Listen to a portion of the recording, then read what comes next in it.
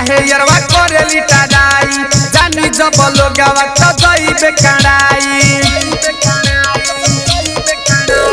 सब काहे यरवा करे लिटाई जानी जब लोगवा त जइबे कड़ाई देखते ही दिला वा में जाई रे बसी देखते ही दिला वा में जाई रे बसी जवन छौड़ी देख के हंसी बुझिए रूहे यारावा फंसी जवन छौड़ी देख के हंसी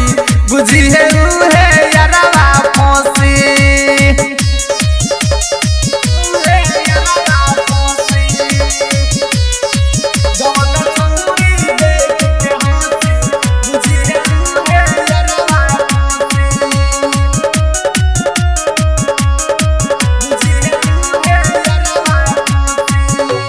रूपवा के करा तू तो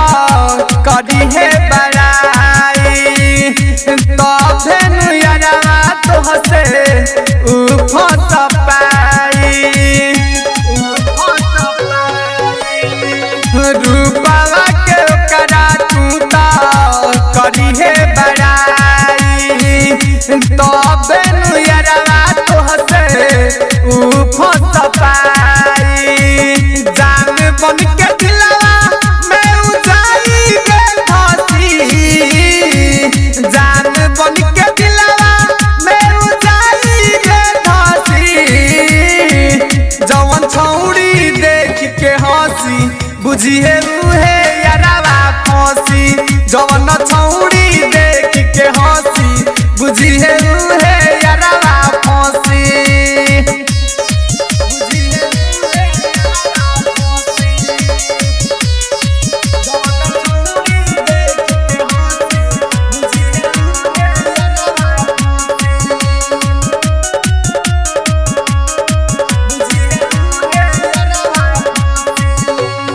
राइटर ममता जहमर बात ना भूलई है छौड़ी पटा के अपना संग में घुमई है ममता जभोला हमार बात ना भूलई है छौड़ी पटा के अपना संग में घुमई है सूरज दाऊद मुन बाजा में फंसी सूरज दाऊद मुन बाजा में फंसी जवन छौड़ी देख के हंसी बुझिए रूहे यारावा फंसी